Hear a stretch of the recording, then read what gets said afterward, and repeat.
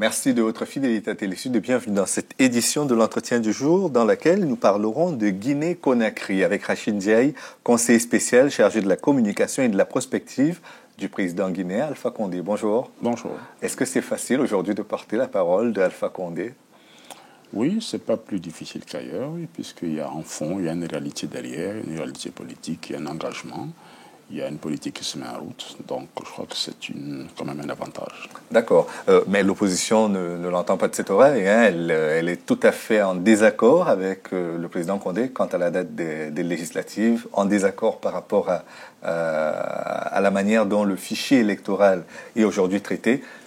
Est-ce que dans ce contexte-là, on peut dire qu'il est facile de porter la parole du président ? En tout cas, le travail est là, il est présent. Je crois que l'opposition, si j'ai pu dire, est dans son rôle, puisque c'est l'illustration aussi quand même de l'espace démocratique dans lequel aujourd'hui se trouve la Guinée, à savoir qu'il y a une opposition présente qui exprime ses points de vue, qui porte sa parole politique face à un pouvoir, à un gouvernement qui gère le pays. Par rapport à l'élection législative, je crois quand même il faut noter que nous sommes dans un schéma dans lequel ce n'est pas... Mais avant de parler de cela, quand vous dites c'est la démocratie, est-ce que c'est dans le sens où j'entendais quelqu'un dire, par exemple, en démocratie, c'est cause toujours et en dictature, c'est non, pas du tout, pas du tout. Pas du tout. Le président vous tenez compte des remarques? Non, pas du tout. Le président lui-même est attaché à l'existence d'une démocratie dans le pays, est attaché à l'existence d'un champ politique dans lequel les différents acteurs politiques s'expriment. C'est ce qui est fondamental. Je crois que quand la critique elle est fondée, qu'elle est justifiée, c'est nécessaire pour le bon déroulement des choses. Maintenant, il y a des éléments concrets concernant l'élection législative et je crois que, comme vous le savez, ça a été dit un peu partout, la réalité c'est que ce n'est pas le président qui organise l'élection législative. Il existe dans le pays une autorité qu'on appelle la Commission électorale nationale indépendante qui a été mise en place depuis les années 2007 et qui est l'institution qui est chargée non seulement d'organiser et de superviser l'élection. Je crois que c'est cette institution qui avait proposé un chronogramme dans un premier temps au chef de l'État. Le président avait estimé qu'il ne signerait le décret convoquant le corps électoral 70 jours avant le scrutin que lorsqu'il se sera rassuré que toutes les conditions techniques sont réunies. Faute de conditions techniques, il a demandé à ce qu'on propose un chronogramme beaucoup plus réaliste. D'accord. Mais là, on tombe dans le schéma ivoirien, où il a fallu attendre 5 ans pour organiser les élections. Non, on n'attendra pas 5 ans. Bon, il faut quand même dire qu'il y a beaucoup de paramètres antérieurs qui ont été mis en avant quand même. C'est-à-dire qu'il y avait d'abord la nécessité d'auditer le fichier électoral. Il y avait la nécessité de tenir un dialogue politique qui a été quand même mobilisé les Guinéens pendant 4 mois, 5 mois. C'était nécessaire aussi de geler un peu la révision des listes en attendant qu'on puisse dégager, disons, des points de convergence sur certains points essentiels. Donc, à la tenue du scrutin, sur ces points essentiels, je crois qu'on avait sur 10 points, on avait pratiquement que 2 points de désaccord. Les 2 points de désaccord portaient sur, selon en tout cas la position de l'opposition, sur la présidence de la CENI et son fonctionnement. Mais sur un plan légal et juridique, le chef de l'État ne peut pas intervenir dans le fonctionnement de la CENI. Il ne choisit pas ses membres, il ne les nomme pas, il ne peut pas les démettre. Donc, par conséquent, c'était un peu lui demander de violer la loi, ce qui n'est pas dans son rôle. Cela dit, il peut conseiller à la Commission électorale nationale indépendante d'aller un peu plus vite dans son travail. C'est ce qu'il a fait. Il a proposé un chronogramme réaliste. Il a souhaité que tout se passe de manière à ce que les élections qui vont être organisées se fassent dans toute la transparence qui est nécessaire. Ce sera la crédibilité du scrutin parce qu'il tient quand même à mettre en avant qu'étant un homme élu dans des conditions démocratiques, il ne peut pas cautionner une élection qui ne soit pas transparente. D'accord. Donc là, si on devait utiliser votre vocabulaire, le chronogramme réaliste signifie qu'on organisera les législatives à quelle période ? Approximativement. Oh, les élections législatives auront lieu avant la fin de l'année. Je pense que, comme le président de la République a lui-même parlé de la fin de la saison des pluies, c'est-à-dire la fin, c'est fin août, je pense que dans le dernier trimestre, en tout cas avant décembre, je crois que les Guinéens se rendront en rue aux urnes pour élire leurs futurs députés. Et de votre point de vue, qu'est-ce qui a coincé au niveau de la Commission électorale nationale indépendante pour que l'on ne puisse pas utiliser le fichier qui avait servi pour la présidentielle lors des législatives ? Ce qui s'est passé, c'est qu'après l'élection, vous souvenez déjà qu'entre le premier tour et le second tour, on a mis 4 mois avant d'organiser le second tour de l'élection présidentielle, parce que tout simplement en amont, il y avait des dysfonctionnements importants au sein de l'organisation de l'élection, c'est-à-dire par rapport au fichier. Il y avait beaucoup de Guinéens qui n'avaient pas pu prendre part au vote parce qu'ils n'étaient pas enrôlés ou n'étaient pas inscrits, ou alors les adresses ne correspondaient pas au lieu de vote. C'était ces dysfonctionnements, toutes ces aspérités-là, il fallait complètement les changer.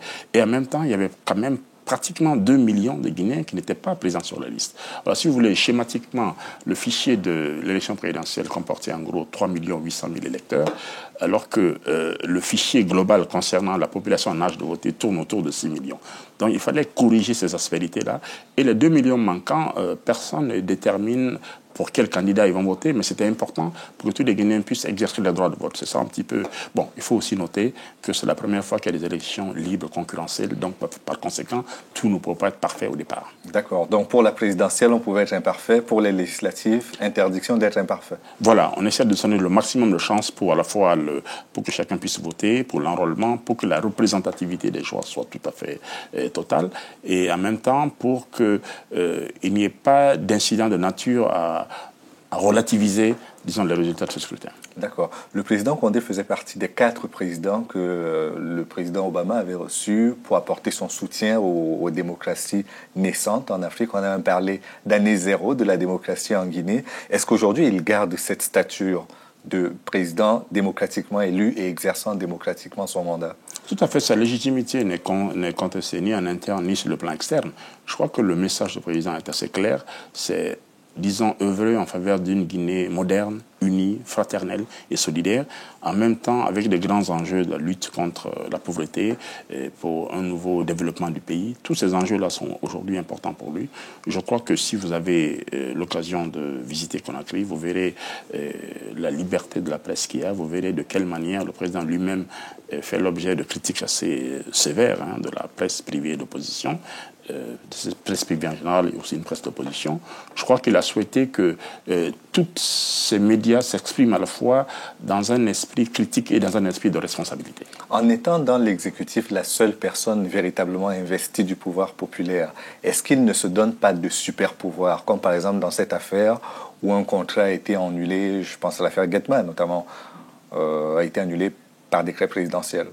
Non, c'est-à-dire qu'il n'a aucun pouvoir en dehors de la loi.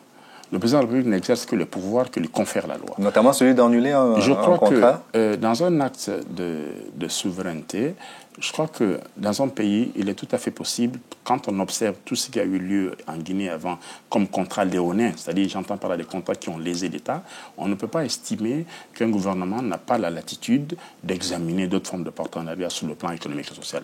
Ce n'est pas uniquement ce contrat-là. Je crois que si vous regardez, même dans le secteur comme les mines, le président de la République a souhaité que le pays se dote d'un nouveau code minier qui soit à la fois attractif pour les investisseurs et en même temps un code minier qui prend en compte l'intérêt national du pays. Vous vous rendez compte que dans ce pays, depuis pratiquement 50 ans, la Guinée n'a pas bénéficié de ses ressources naturelles comme elle devrait le faire aujourd'hui. D'accord. Mais certains disent qu'à côté du fait qu'il s'accorde, qu'il s'octroie les pouvoirs que la loi lui donne, sans permettre un contre-pouvoir, il lui arrive aussi de laisser certaines dérives impunies, comme par exemple la stigmatisation des peuples, des dérives dans le vocabulaire concernant certains groupes ethniques. Est-ce qu'il ne devrait pas être plus prudent, plus sévère d'ailleurs, dans ce genre d'écart de comportement? Je crois que si vous regardez l'actualité aujourd'hui en Guinée, si vous lisez les sites internet, vous regardez la presse, vous verrez que le président est plus stigmatisé que ce qu'on prétend. C'est-à-dire qu'aujourd'hui, le président de la République est le président, il ne se reconnaît pas à la tête, ce n'est pas un président d'un parti, ce n'est pas un président d'une région, ce n'est pas le président d'une communauté, ce n'est pas le président qui a été choisi par des opérateurs économiques, c'est un chef d'État qui a été élu. Donc, vous savez, comme on dit généralement, tout ce qui est excessif devient dérisoire. Je crois qu'il y a un débat, malheureusement, qui s'est transposé sur les questions communautaires. Moi, je déplore, par exemple, le fait que les gens n'ont pas le courage d'attaquer le président sur son bilan.